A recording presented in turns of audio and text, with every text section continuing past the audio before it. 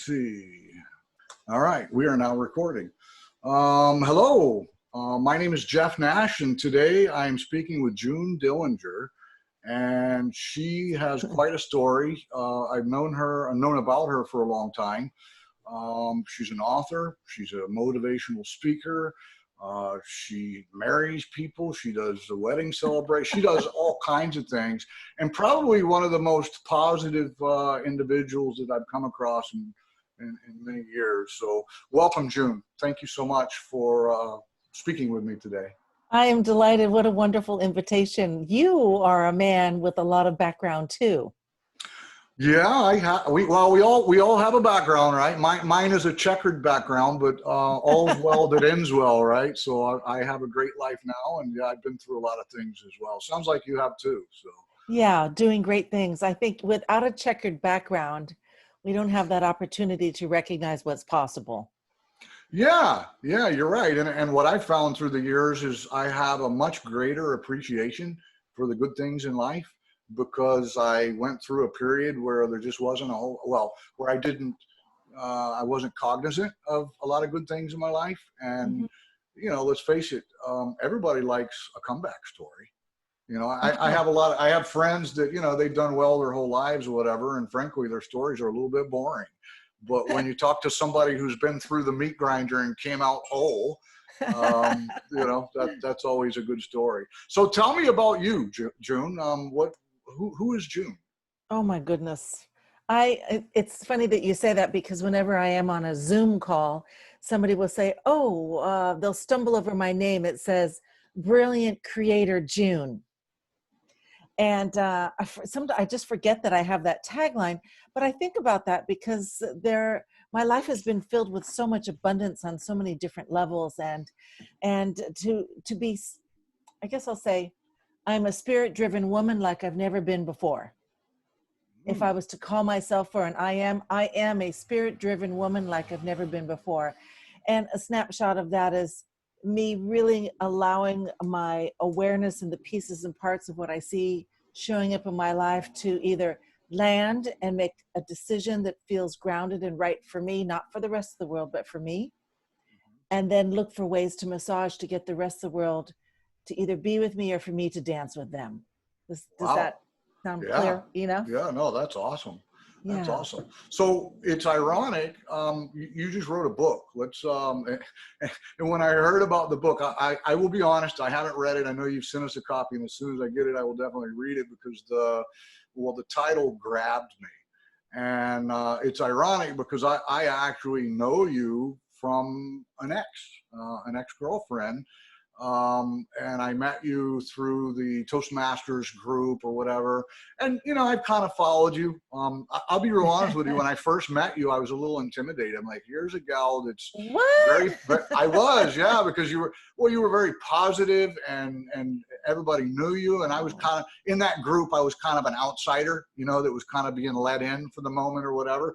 And I'm okay with that. But then I followed you since then. And then when I saw you at our luau, I thought, oh my God, there she is. And now you've written this book. Let's talk about the book. Tell me about the book. What inspired you to write this book? Let's talk about the title. I will. So I'll just show the book right here. It's called The Benefit of the Ex. The Benefit of the Ex. So just starting with that, the reason why I chose the title is because I want to see this book on the bestseller list. I want to see it on the New York Times. I want to see it on the front. When you go into the airport and you see it, all the books that are standing up straight. Like, I wanted to choose a title that would nudge somebody to say, what? Are you out of your mind? I hate my ex, or I want him or her dead, or I could choke them, or I don't give a flip what happens to them. And so that's why I chose the title. And I wanted the X like this, so that it was black and white with the gray space in between, because there's gray space throughout our lives. And then the next part is making love visible when everything changes. So, because there are so many people that are damaged from the relationships, they don't have a level of awareness of what they're doing to themselves or for themselves for their environment around them, the pollution of the wah, wah, wah, wah, wah, wah, wah, the complaining all the time, rather than taking a look at the story that they're creating. And so I wanted, including children for that matter, or most importantly, children, I wanted to have a title or a subtitle that had an action word. So making, that's a command. We're going to making love visible when everything changes. So what are we going to do? How do we get to that point? And somebody, a coach of mine, Patrick Snow, said, you got to have an ing in your title. Like, because you got to, if it's a self-help book or a directive nonfiction, then you need to tell them what you're going to be doing. And I wanted to make love visible for myself first, so that I could feel where I was coming from. And then I noticed all the angry people after they got a divorce. Mm-hmm. And I remember when Ray and I got married. We were married for almost 20 years. At my wedding, I was kind of like a snarky bride, because I thought brides were supposed to be snarky. And it just wasn't so. And then when it came time for me to split with my husband, my father said to me, you don't have to be mad. You don't have to be pissed off. You've made some choices and he's made some choices. So if you could just let Ray be Ray and you be you, you'll be better off for it. Mm-hmm. Wise. And so that was sort of the edge to me saying, can I just disconnect from needing to be like him? And then as time went on, he'd come over to my house and he gave me a check larger than the normal amount. And I looked at him and I said, there's so many benefits to having an ex. and it was, again, a snarky sort of way of saying it, because I'm like, he gave me more money. And then I was taking a class with Dr. John DeMartini, and it was all about, it was a self-development class. And he said, why don't you write a benefits book? And I'm like, oh, hell to the no. I have nothing to be like. I was grouchy, but as these pieces sort of converged, it came together. And then when I mentioned it to Ray, my ex-husband, my former husband, he said, June, I think you could take this all the way to Oprah. And so I felt like I had this go ahead, I had permission, and that he was willing to somehow let this idea happen. And not that I needed his permission, but then I started looking for stories of other people, and I'll just pause right there. Yeah. Mm-hmm. And the book is out now? It's available? It is. It came out February 9th. And so it's on Amazon. Mm-hmm. And I think you can actually Google my name, June Dillinger, or find my website is makinglovevisible.com. Making Love Visible. Okay. Makinglovevisible.com. So you can order it, or The Benefit of the X on Amazon. And I just got the release to have it sold in bookstores. So I'm hoping to have it in Barnes and Noble, which who even knows if the stores are open right now? So I think they are. Well, I don't know about right now, but there's still some of them around. So, excellent. So when you say Making Love Visible, there's a lot of tie-ins to the things that you're talking about and what we teach here at Habitat. Obviously, we work with people who have been through, some pretty tough times with substance use and everything that comes along with it. Incarceration in a lot of cases, broken families, trauma-filled childhoods and these things, and a lot of failed, or I don't want to say failed, but a lot of incompatible relationships with a lot of pain and resentment and anger. And one of the things we teach people here is, let go. And it's ironic because a lot of what you're talking about is very much related to what we teach here as well. I think at some point we're going to need to have you come down, if you're willing, of course, and talk to our group, because it's very powerful when, we teach this stuff to them day in and day out for a couple of years at a time. But when we have outsiders come in, outsiders that are authors and professional speakers, and they're basically saying the same things, but maybe with a little different approach, it's a very powerful thing. It validates, for them, it validates what we're teaching them. So I would like to invite you at your convenience, when it's safe to do so or whatever. Yes, absolutely. But tell me, what does that mean to you, making love visible? What does it mean? So I just want to segue back to your facility and your supportive services. I took a tour with Ali Morales a couple years ago. Mm-hmm. And what I was able to experience were exercises that were creating awareness Mm-hmm. for your hostees, your people living there. We I'm not call sure them how residents. residents. Okay, for Yeah, your they're not residents. patients. They're not Yeah, patients. They're residents living residents. in our little community. Yes. Yeah, so that you create these opportunities for residents in Mm-hmm. their resistance to see themselves. Mm-hmm. Yes. And there's a repetitiveness until a breakthrough happens where something says, aha, I see something about myself, where there's a shift. So having an outside speaker has the ability to do that. It's like your mother can tell you something your whole dang life, and you're Right. like, not, but then your best friend, or you hear it on the radio, or somebody else says it, you're like, I don't really want to tell my mother that she was right all along. Or something drops in, Yeah. right? Yeah. So the idea of making love visible, even in this book, is along that same lines, Jeff. Mm-hmm. I didn't create exercises. I created invitations, Mm-hmm. because I didn't want a reader to feel like, oh my God, this is another self-help book. I'm not interested in doing this. So I Mm-hmm. chose the word invitation because it's often that we need an invitation to look Mm-hmm. instead of being told what we need to do. Some people need to be told for that breakthrough to occur. However, if we can create an invitation to look, there's a possibility that we have something that is welcomed in. And when something is welcomed in, there's a better possibility for it to land, for it to resonate, for Mm-hmm. some new feeling to come forward, where we make a discovery about ourselves, and then we choose a different behavior based on that. And so all of these invitations, including an open eye exercise with ourselves in the mirror, Mm-hmm. are painful. And they also, at the same time, allow us to see more of who we are. And as long as you are living in that body called Jeff, or I'm in this vehicle called June, like I Mm-hmm. got this body, it just so happens to look like this. I have opportunities to look at how I'm using my transportation. I have opportunities to look at how I'm using my looks, right? Mm-hmm. I have opportunities to see how I'm using my voice, my words. And so making love visible is an awareness piece. And that's what this book is about, is how do we become aware of our choices for ourselves first, so that we can live the bestest, richest, more better life than ever before, because we were put here on the planet to be the best we can be. So let's get to work, Mm-hmm. making love visible. And I like that you say the best that we can be, because a lot of the people I deal with, they have this idea that they need to be the best at whatever, and we're constantly telling them, no, be your best. Learn to live your best life. Learn to be the best you that you can be.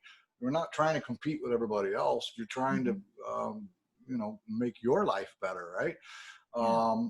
And it's interesting because, a lot of society, they look at people like us, former convicts, former drug abusers, and there's this notion that, we're not worth anything, and that there's nothing good about us. And, I've been clean. In fact, September 11th will be 24 years that I've been clean of all substances. Um, but the reality is, through the years, after, working here for all these years, and dealing with thousands of people that would be considered the worst of our society or whatever. I don't buy that, but that's what society labels them as. What I've come to recognize is every single one of them has wonderful things about them. And every single one of them has things inside that need to be healed. And every single one of them, as you mentioned previously, they have things about themselves they need to become aware of. And what I've noticed is as that we help people through their journey of trying to reconcile some of the traumas, letting go some of the memories. So many people live in the past. But as we start to work through those things, they almost like a flower, they blossom, and they start to, you can see it in their eyes, and you can tell that like something has changed, something has shifted, and they start to believe in themselves, and they start to capitalize on their strengths. They start to become cognizant of those strengths, and then they can make a future based on those things. And every single one of the people that has come through here, they all have things that they can capitalize on. I firmly believe there's no such thing as broken people. There are people that are doing the best that they know how to do with what they were taught.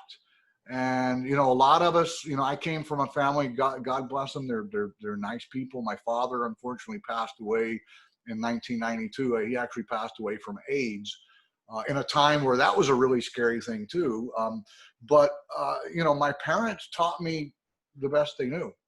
And what I found out after leaving the nest and getting mentors, and you know, I found out that all they could do is teach me what they knew. And they didn't, a lot of the things I've learned since is they didn't know. So how could they teach me? Right. And you multiply that by all these other people, and it seems to be a common thread. Meanwhile, the stuff that you're talking about and that you enlighten people with, and the stuff that I'm teaching people about, they don't teach this stuff in school. They don't teach this stuff anywhere. You have to go seek it. You have to go find the right people to teach it to you. But yeah, you're right. It's very interesting to me that in just, you know, the hour or two that you spent here on the tour, that you recognized all those things that you just mentioned, because you're exactly right. That's very perceptive. You're paying attention, aren't you? You're paying close attention. I do my best. I sometimes miss a beat, but what can I say? I'm only human. No, I am human. Right. I am a spiritual being in a human body. Human body, as they say. So I did listen to a bit of your story about your youth, and with regard to your parents and your childhood. And I think it's so important that we share who we are and where we've come from in order to relate to people. Oftentimes I don't want to share parts of my story because I'm like, oh, well, I won't fit in. They won't like me. And I go, I'm like, you know, well, what really matters is the people that I'm sharing my time with right here and now. So I've been here almost 40 years. I have my former husband is Chinese, so my son is half Chinese. He speaks a bit of Cantonese, and he speaks Pidgin really well, but he also speaks English. His English dialect is perfect. And he's happy to say, hey, Mom, don't bother trying to speak Pidgin because you ruin it for all of us locals. And I'm like, so what? You mean I can't say, so bra, when you win grad? He's like, no, you don't even say it that right. So just give it a rest.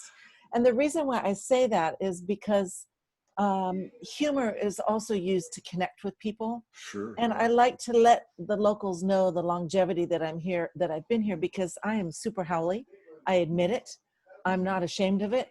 I have white skin. Sometimes I say, what if you didn't know the color of my skin? What would I look like? Describe me in an adjective. I'm like, but it's too late because you already know.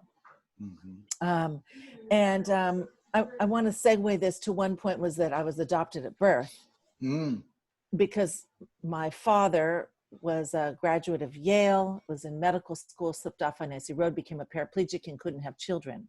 Oh, wow. And so it's a different level of prejudice. So in choosing the right words to describe, it's always been very important to me in how we choose words to describe or think before we speak. So it used to be handicapped, right?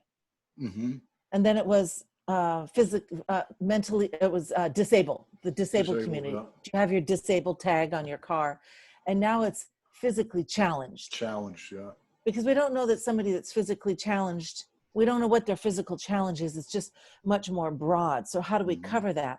And by actually choosing the words physically challenged, it gives me the opportunity to get in communication and in relationship with someone that has some sort of physical challenge.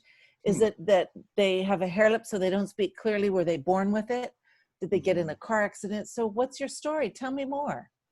And really get into relationships. So I like the broadening of words, which makes me think of, what is the new conversation about not being gender specific? Gender fluid. Gender fluid. Yeah. I love that. Just makes my mind go all over the place. Yeah. Very much so. Yeah. And I guess depending on what your beliefs are, you have some idea in your head and pictures in your head about what that means or whatever. I just, you know, I look at it as people being able to express themselves the way they want to. And yeah, it's beautiful. really isn't it, yeah, it's wonderful. And it's unfortunate that we have, well, I don't even want to get into all that, but there's a whole lot of things going on in our country right now. And it's sad because I want to believe that there's an evolution that is happening and that will come out the other end. And I'm not talking about COVID, but I'm talking about, you know what I'm talking about. I'm talking about all this prejudice and hatred and anger and division. But what I see happening is that although it's becoming polarized, I see a lot of people looking inward and having to really soul search and determine who am I and what do I stand for. Yes. And I think that's a good thing. I was talking with a really good friend of mine. He's a mentor of mine, and he happens to be an African American, a black man, whatever you want to call him. Very, very good guy, very good friend of mine. But I was talking to him about this whole Black Lives Matter and what's going on, and what can I do as a friend of yours to stand for your rights or whatever. And what he was explaining to me is that just the fact that us Caucasians, if you will, are having these discussions is a huge, huge thing, about how, because I believe in equity for all. I believe that people should be free to learn and grow and express themselves and love however they want to, as long as it's mutual and consensual or whatever. So I think we have an evolution going on. What are, without delving into sides and all that, what are your thoughts on this evolution that's going on in our world right now? Gosh, I have a lot to say. I'll refrain from the things that we'll set aside. I think it's a pressing up. It's a pressing up to say, I'm going to say it again. How can we make love visible? What do we need to be first? How do I need to be first? And for once in my life, it's not all about me. I mean, it's all about me, but it's not all about me. It's about and us. It's about us. And so there are greater conversations. While there seems to be a greater divide, there must be a reason why there's this pressing up to get to a place where we can actually have more to be more, or is it be more to have more? And that conversation of connectivity and sorting out what it takes to live our best life on behalf of everyone. The whole idea of skin color or politics, or I'm a vegan, or I'm a vegetarian, or I'm a lacto-vegetarian, or I'm a keto person, or I go to the gym, or I don't go to the gym, I'm doing beach body exercise, or like there's all of this comparison going on. The slowing down of the comparison is saying more about what is it about that you enjoy, and learning more about the human being, the soul that's within that, because it feels like the media has gotten so huge that we listen with a space of a mindfulness of fear that's squashing us to believe that it needs to look a certain way. And so it's that, to me, I believe it's I think the place that we're in now is a test of psychic fear versus the possibility to live greater lives, because quite possibly there's an over-controlling source, like there has been as long as this planet of humans has been alive. Eat or get eaten. And somehow navigating through that as best I can, knowing, like you said when you were talking with your friend, African American or Black, and we often do that here in Hawaii. We say, oh, he's Filipino, or he's FOB, fresh off the boat, or well, that haole over there, or whatever. We describe people by their ethnic background, right? Not their human race, their race. Like, it's not a race. We are all part of the human race. It's right. not an ethnic background. So I go like, why are you talking about race? Aren't we all part of the human race? Did you forget? Right. Like, there's immediate division there. Oh gosh, you got me on a roll, Jeff. Thanks. Yeah. Well, we have a lot of different ethnicities here, and when people come in, a lot of times they're they grew up with that, right? So yeah. When they come here, I usually, if we start to get tension about that, I will explain to them, look, we don't care about all that. All we're interested in is, do you want to rejoin the human race? Because that's what this is about here. Yes. You were living in a prison. You were living in a prison of your own mind with the drugs. You were, you know, whatever. If you want to rejoin the human race, then you're in the right spot. This is the place for it. But all this difference in, you know, to me, it's ironic that we even delineate between skin tones. You know, I mean, really, what's the difference in skin tone? We're talking about different pigmentation, and yet the world is just crazy about the color of skin and different ethnic. Could you, and I always tell people, could you imagine what the world would be like if everybody was just like you or just like me? If everybody was just like me, I would be bored. Exactly. Really, really bored, and I would learn nothing because they would know the same thing so we need the diversity for sure. Yes. That leads me to just a quick share was that through Toastmasters, I was facilitating a group at not OCCC, but the Women's Correctional Facility. Yeah, I was at Women's for a couple of years. And then through Unity, actually I was in a bad relationship after my marriage, and my mother said, go be of service. So I was sitting at Unity one Sunday, really? And they were looking for prison ministers. And so I joined the men's prison ministry at Waiava for 3 years. Okay. And then I went to Halava for 5 years. So I combined all of those. And through prison ministry, I found myself by being of service, by giving back. And I was offered an opportunity through one of my colleagues to join her wedding business. And so now it's been 11 years that I've had a destination wedding business and served over 800 couples. But it came from being of service, and it came from getting real with myself. I left that men's prison at Halava and Waiava Saturday, Thursday, driving home, crying my eyes out, listening to music, going, I am so blessed. I am so blessed to be with these men. I'm so blessed to learn about myself. I'm so blessed to see that we are all the same. We just have different stories. We've been damaged by our youth. Somebody was doing drugs in the house. Somebody was stealing. Somebody put a needle in me when I was 12. Is that my fault? I was 12. Mm-hmm. And so sorting out what that looks like you said, to be human and rejoin the human race and discover my I am, you offer the most amazing opportunity for people to grow rich through their thinking and their being.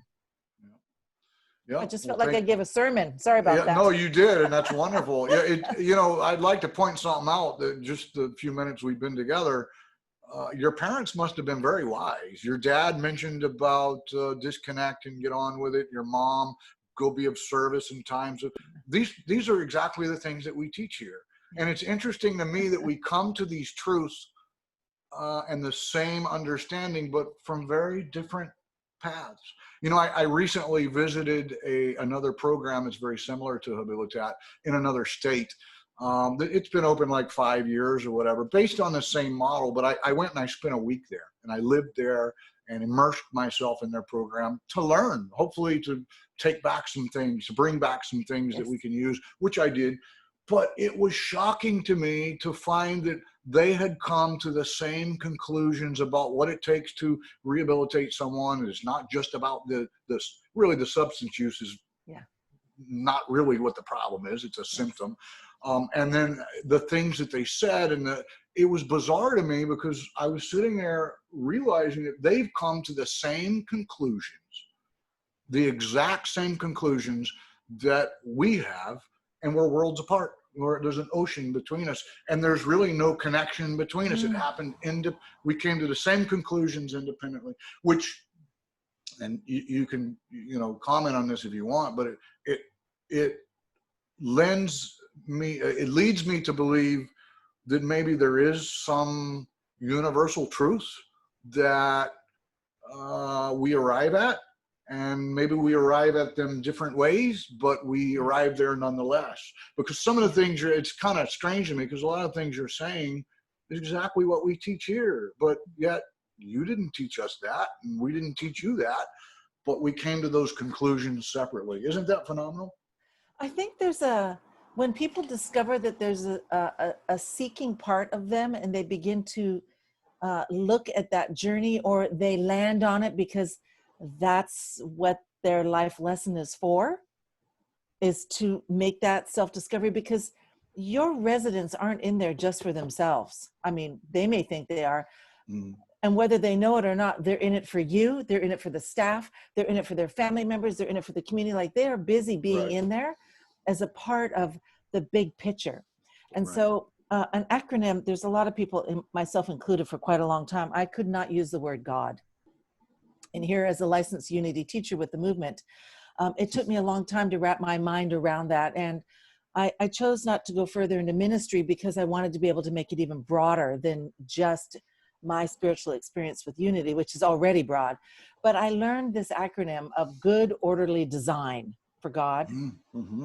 And it allowed me to see more of a universal principle of possibility, where I wasn't attached to a religion, but I could find a spiritual experience in whatever I was doing if I was willing to look and be there. So while my parents were married for all of 12 years and then divorced later on, my mother remarried a man that she met in church in the choir. And I was very scared of him growing up because he was quite gruff. Well, both of my fathers were, but I learned a lot from them. I asked him one day, what is it that you were trying to teach me and my brother? And he said, only one thing. And I happened to be driving in my car, and I just put on the sparkly green glittery mascara eyeshadow, and I started to feel my lips quiver, and I'm like, oh no, here it comes. I'm going to get it. I'm going to feel really crappy about my life. And feeling the tears drip down my face, he said, Junie, you're only as good as your word. It's all you've got. You are only as good as your word. And so I'm like, thank you, got it. And tears flowed down my face. He says, is there anything else you need from me right now? I'm like, nope. He says, fine, I'm going back to work. And to hear that you're only as good as your word, it's all you've got. I mean, that's not a 3-second solution to life.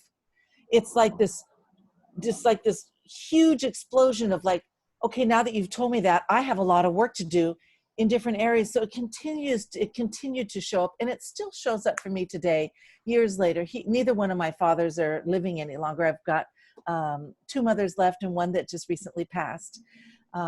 That's another story for another day. But yeah, so you're only as good as your word. So these little jewels that we learn, we either get to let them become regular niggles and look at them and check in with them and say like, okay, so that's still there. What am I doing about it? Why is it still bothering me?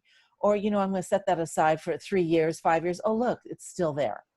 And how do I like take out the trash one more time so that I can live free, some kind of free? Because lo and behold, life keeps happening and stuff just keeps showing up to navigate through again. I'm like, for real? I'm here again? I thought I learned that. No, maybe it's being reinforced just to make sure you. Yes, it's being reinforced. So that's ironic because that exact phrase is one of the first things we teach people when they get to Habilitat. We ask them, what are you willing to do to piece your life back together? And the typical answer is whatever I have to, or anything, or whatever you tell me to do, or whatever. And then we explain to them, well, listen, for a long time, your word hasn't meant much because you've gone back on it. Here we believe that you are only as good as your word. A man or woman is only as good as his or her word. So from now on, let's make your word mean something. And that is literally the very first lesson that we teach when someone new comes into Habilitat. Isn't that ironic? In those exact words, June, the exact word. You ask Allie, ask anybody here. That's the first thing. You're only as good as your word. You're only as good as your word. And then when we go on with that lesson, we teach people that, you need to give your word. When you give your word, I have actually said, if you're going to give your word, you better be willing to die for it. So in other words, that's how important it is. If you're going to give your word, then it has to mean everything, right? In this day and age, unfortunately, a lot of people don't see things that way. But what I have noticed in my observations is that people who have their stuff together, people who are successful. When I say successful, I'm not talking about money. I'm talking about they're successfully engaging in life. They're living a life of purpose and meaning, and they respect themselves. That kind of success. All those people, every single one of them, to a person, their word means something to them. So I was taught that many years ago, but I've connected the dots, and I've tried to go through my life since I got cleaned up or whatever, but seeking what is success. where, you know, where are successful people and what makes them, what are the common denominators with successful people? And again, I'm not talking about money. I'm talking about living successfully. And there are little things like that that seem to be, you know, different common denominators in people who are living meaningful, successful lives. So I appreciate you pointing that out. I'm telling you, with each one of these little blurbs that you're given, I think, like, wait a minute, did she used to work here? Or, you know, did we have the same teachers? But again, we come to these truths through different avenues, but they're universal truths nonetheless. Absolutely. So I have a question for you. Sure. Regarding the title of the book, and this may be a loaded question, and if it is, it is, but I'm sure you can cover this. For people that, you know, when they hear making love visible, are there certain things that we do that makes love visible? Where do we start with that? Is it the same for is a loaded question. Is it the same for everybody, or or is it different for everybody? I mean, I know it's slightly circumstantial, but if I want to start making love visible, where do I start? You made a great point about word. So if you wanted to start making love visible, I would suggest you start taking a look at where do you keep your word and where do you break your word to yourself. It could be as simple as, I'm not going to eat starch today. Did you make it through the day? So for some people, it's just very small, simple increments. And how am I loving myself? Am I making love visible for myself first? And so looking at the smaller pieces. But the problem is with word is that if we get so far off track from keeping our word to ourselves, then our word doesn't mean anything to us. So why should it mean anything to anybody else? And then that sort of snowballs. When we begin to keep our word to ourselves, it means that we're actually finding little tiny ways to love ourselves. And when we've grown up with a negative about how we look, how we sound, why we don't keep a job, why we're not enough over this or that, that continual beating of the brow of our emotions is hard to come from. It's hard to come back from. And so we have to find ways to support ourselves in loving who we are. One of the exercises is a long, good look in the mirror into our own eyes. And most people don't do that. I love to do a long exercise where you're looking into the eyes of a stranger for 5 minutes. And it is painful. No giggling, no laughing, no looking away, but doing all that you possibly can to keep your word that you will look into their eyes for 5 minutes. Feels like an eternity for some. I bet, yeah. Because they see their whole life flash. And for others, it's because they're already beginning on that journey of self-love. And so making love visible is going to be smaller increments for different people, depending upon where they're at. Yeah. So yeah. Go ahead. I was going to say, so for some people, it's like, I need to take a class on transcendental meditation. I need to find a deeper way to be still within myself. I'm going to take a Vipassana retreat where I can be silent for 12 days. That might be too much for me, but it could be perfect for you. I don't know that I need to know myself that well. And maybe that's not the avenue that I want to take. And maybe in a couple of years from now that it will. So really being able to navigate through that calling or that deeper listening of what's right for me, rather than seeking outside all the time, just slowing down, finding small little things that I can do that supports me in growing for me, and knowing that it's okay. So I grew up in an extremely wealthy environment in Southern California in La Jolla, primarily Caucasian people. All my friends had cars when they were 16. I rode my bicycle. My mother was Midwestern. She said, no, you ride your bike. So sometimes I tease and I show my legs. I'm like, that's because I got great legs today, thanks to the way I was raised, stuff like that. But the truth is that that foundation gave me a bouncing off point for where I am today. I can speak to anybody. I can talk about anything.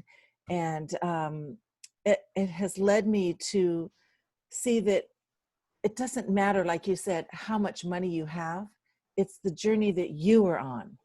It's the journey that you're going through that makes the difference. It's not about me. It's like, how can I support you? So even if there's somebody in your life and they happen to look a certain way, just take a look and be in a place of discovery and self-reflection on, like, why do I have a judgment about them? What is it about me that's judging them? Because basically, hopefully they're thinking to themselves, what you think about me is none of my business. Right. Which is Wow. one of my favorite phrases. Jeff, what you think about me is none of my business. Yeah. And I have to get out of my own way, because most of the time I really care what people think about me. Right. So how am I letting the little pieces in order to love myself? And it's not an easy journey, but for instance, in a program like yours, you're giving your residents an opportunity to see the beauty of them. Mm-hmm. Whether it unfolds in a New York second, like, whoa, I just like, whoa. And then navigating through that, not just in a facility like yours, but out in the real world. But it happens all day long, everywhere. Mm-hmm. And we're just not all on the same page at the same time. Talk about relationship, the benefit of your ex. My God, that's a huge one. You know, I got major, I was in a very difficult relationship that was very challenging, and I survived it. But, you know, 10 years later, looking back, I met so many great people that I'm still friends with today. I learned so many, I mean, it opened the door for me, although it was a horrible, unhealthy relationship. But the doors that got opened afterward, that are still open today, and the people that I met, and the things that I began to follow, the self-realization about myself. To be real honest with you, I feel like I got the better end of the stick, to be real honest with you. But it opened so many doors, and now I look back and I can literally kind of say, hey, thanks. That was, you know, although it didn't work out, I really, it's important for me not to, with anything really, not to remain bitter and angry, because it's just, you know, it's like taking poison and expecting someone else to die from it or whatever. Yes. So I've learned through the years, for my own peace of mind and my own serenity and my success, that I can't hold on to stuff like that. Everything needs to be resolved, if possible, by the time I go to bed at night, because tomorrow's a new day. It brings new challenges. There's going to be other things I get aggravated about tomorrow, and I need to resolve those each day so that I'm prepared and ready to take on the next challenges that may come. So, you know, the whole thing about, I'm grateful for the X. Yes. In fact, I'm grateful for the series of X's, because each step of the way I evolved, right? I became, I learned what I didn't want. I learned more about, you know, at one point she was pretty, and, you know, and it was very, now I look back and, well, that was a very superficial thing to chase after. But what it did is it helped me redefine what's important to me. It helped me redefine what I needed to make me thrive and make me grow or whatever. So I'm grateful to all of them. And between me and you, some of them were straight up nuts, but the lessons were all there, and I'm grateful to all of them. And what it has done is it's prepared me moving forward. I'm in a relationship now that I've been in for a very long time, and through all that stuff, I realized that I needed to keep my work and my personal life separate so that they didn't bleed over. And I kind of started doing that a number of years ago, and it works much better for me not to have those things combined. And sometimes I wonder if the ex, but, you know, again, it's not my business, but I wonder if they got as much out of it as I did. But it's ironic you said, you know, what is it about? I studied Ho'oponopono for self-identity from Kumu Ramsey Tom. Do you know Ramsey Tom? Yes, okay. yes. I love him. Ramsey, I've been learning from him for, 10, 12 years now. And he's actually on our board of directors as well. Oh, wow. Yes. He's spoken Unity quite a few times. He's a wonderful teacher, wonderful cool. But he's the one that taught me that what is it about me that allows me to see in you that which I don't like, or that which I'm dissatisfied with myself, right? There's not an easy lesson to learn, but we certainly teach that here as well. So I'm anxious to read your book because I know there's going to be a lot of nuggets in there that I can use for myself and pass on to other people. Yes. And thanks for writing it. I'm looking forward to it. Now, you also do speaking engagements, right? So you do weddings. So if somebody wanted to get you involved in speaking or even marrying them or whatever, how do they find you, June? Just call me, 808. My number is so easy. I mean, anybody can remember it. Are you ready? Mm-hmm. 808-330-5555. Wow. How did you get that one? I asked. Oh, yeah? You asked for it, huh? Okay. You remember back in the day? I mean, we asked for everything. We get it. Whether we get it either today, now, or 10 years from now, we still get what we asked for. And you better be careful what you ask for, because sometimes you get more. Exactly. It shows up in weird ways sometimes. And boy, does it. In the way that always best supports us when we least expect it, usually. Yep. Yeah. And to teach us what we need to know at that point in time or whatever. So 330-5555, or you can find me on makinglovevisible.com. Yeah. So you do a television, are you still doing a television show? You know, I had that show, It's All About Love with Olelo, for 9 years. Mm-hmm. And I think I counted something out like 118 shows, and I had a different guest in every show. And it was very much like this, spontaneous, vulnerable, mm-hmm. unplanned. Mm-hmm. And I just became done with it. I just became done with it. Yeah. I get it.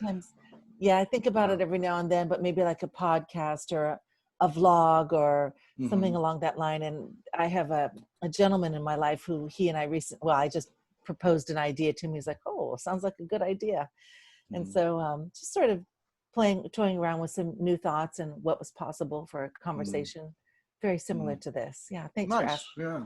Well, you have a lot of wisdom, obviously, and you explain it in a way that is easy to grasp.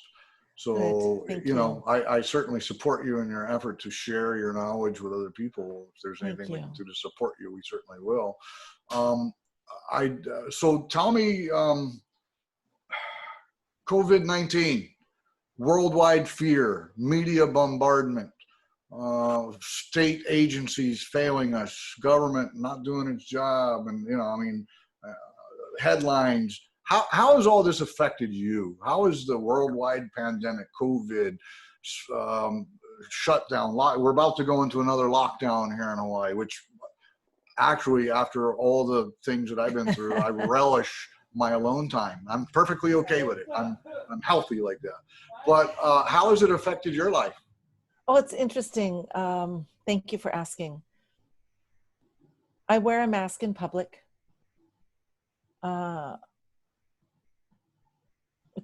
Not really to protect myself, but to protect others that have a feeling that they should be wearing a mask. To protect their peace of mind. And so that's it for the mask conversation. Mm-hmm. With regard to my destination wedding business, nothing is happening. I've had one ceremony and it was a local ceremony. I've only had one ceremony since February. I've really had to ask what is mine to do. So I am working part-time, just a couple days a week, as a support services advisor for the Skin Institute International. It's a school for estheticians and a spa. Okay. And the owner, I had been doing her commencement speeches for her. And last summer she called me and she says, what are you up to? What's going on? And I said, I'm busy teaching self-awareness and self-care. I'm doing a 5-week course in Dallas. And she said, well, call me when you get back. And then one Sunday she woke up and she said, I got a message from God that you need to be working here. I don't care if it's part-time, full-time, on-call or whatever, but I need you here. And so I chose to step on board with her a couple days a week and also teach 12 weeks of self-care and self-development to both the staff and the students. So long story short, I'm still there a couple of days a week, sort of supporting everybody and putting out a fire, whether it's the students that are not getting along or something happening with the staff, and kind of as a coach or counselor. And in that, I chose to join a professional coaching program so that I could find some way to financially fill my cup sitting here in my home office, perhaps doing something across the board that had 20 people in a workshop about the benefit of their ex and having conversation around that. Mm-hmm. I have to admit, I do like the peace, the general peace on the road, outside. Mm-hmm. I started surfing on Mother's Day. Hey, And good for after you. almost 40 years, I'm like, dang, I just got to stand up longer now. Oh, wait, I got to practice my pop-ups. So I do like the peace. I think most importantly, what intrigues me is the divide that's happening, but the awareness that's also coming forward. It seems like there are more people that want to find a solution than complain. Mm-hmm. It feels like there's a larger, at least in my world, maybe that's because that's the people I hang around, the people that want to find a solution to what's happening here, and not so much a quick fix, but a deeper fix to a larger problem. And because it's happening worldwide, I feel like, you know, the universe or the solar system outside, this one is saying, oh, let's watch those people down there figure this mess out. I mean, even the fish are swimming better, right? The plants are growing nicer. New things birds are are sprouting. chirping. The birds are chirping. Yeah, we're finding new hobbies and new ways to enjoy. I cringe for the families that are struggling with relationship amongst partnerships with their children, how to navigate through the education system. My heart goes out to them. And I also know that there are people working in place to support that growth. I know that a friend of mine who works for the Department of Education just did a 1-hour talk today that I think it's going to be televised this evening on maybe KGMB, and the importance of our youth and what we're doing to support them. And so gosh, that was a very broad answer to a very broad question, Jeff. Very Thanks. broad. Thanks. Yeah, very broad. Yeah. Hard to narrow down, but participating as best I can, and not being like quite a few people that just want to put their head back in the sand. Well, look, there's no more sand. It's called quicksand. There's only either you sink or you do something to get out of it. And what are you doing? If you want to live, and thrive, like not just live, but thrive. What are we doing to thrive? Yep. So at this point, there's no shortage of people trying to get in here. It seems like, you know, things are actually worse than they were before, you know, in terms of substance use or whatever. And, you know, there's a lot of people struggling, a lot of people hurting, economic challenges, you know, it's created, I feel like it's highlighted all the different social problems that we have and brought them to the surface. And, you know, I'm hopeful that it will put us as a species in a place to start to address some of this stuff instead of pretending like because it's not me, it doesn't affect me kind of thing. So I'm hopeful for that. But I guess time will tell. I know that we're trying to do what we can. I'm sure you're trying to do what you can to help people through this. And I'm hopeful that we will get through it.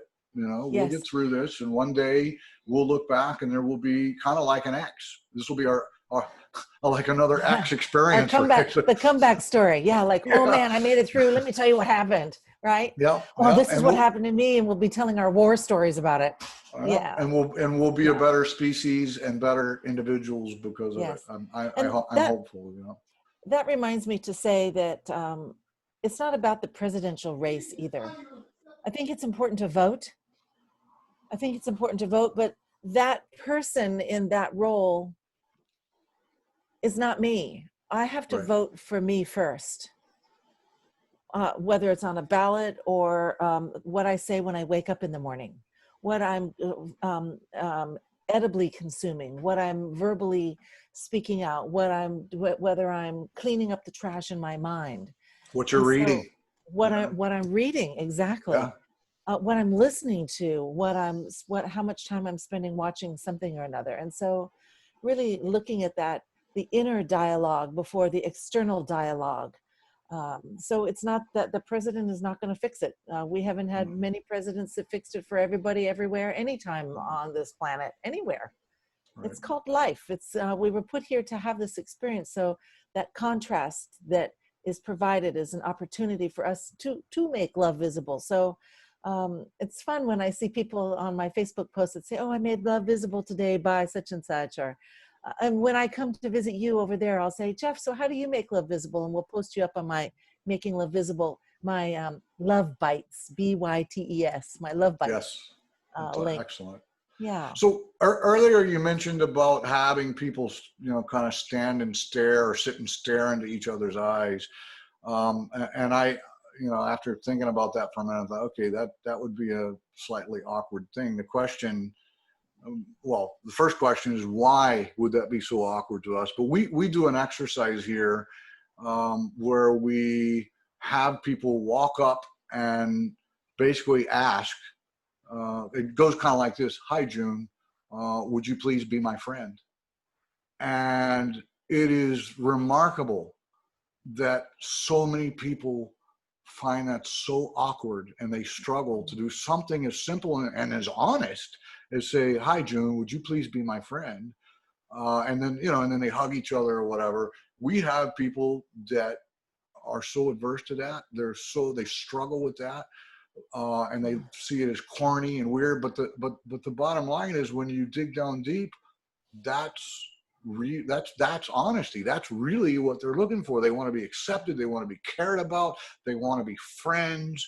But it's so hard in this day and age for people to just say what they really want. So we go through that exercise, and I when you mentioned about the staring into the eyes, I thought, okay, that's kind of similar to what we do with the friendship thing. Why do you think it's so awkward?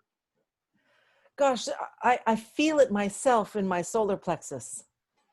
And it's a fear of being seen.